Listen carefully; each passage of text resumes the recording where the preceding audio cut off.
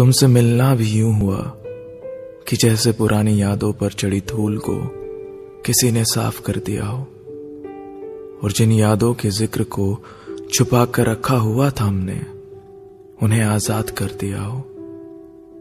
अब इस कदर बह रहा है दर्द, क्या बताएं सुकून में रहने वालों को, कि जैसे मैंने खुद ही मेरे कातिल को जेल से रिहा कर दिया हो।